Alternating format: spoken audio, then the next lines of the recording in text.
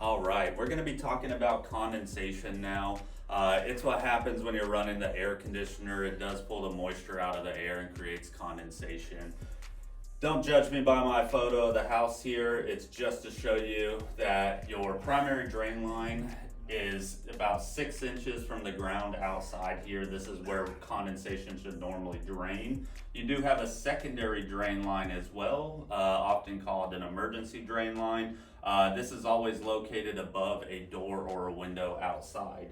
As a homeowner, one of the worst things that you can see is condensation or water starting to form on your ceiling here. One of our most popular upgrades that you can add on to your HVAC system is going to be condensation safety switches here. This comes in a number of varieties and styles for them. Oftentimes though, they're float switches that we can put into the system and wire them to the system to shut down the air conditioner if condensation ever starts getting outside of where it should be, which is the primary drain line here. If you've ever ran into this or would like to add this to your system as an extra level of protection for your home, give us a call. We'll be happy to help.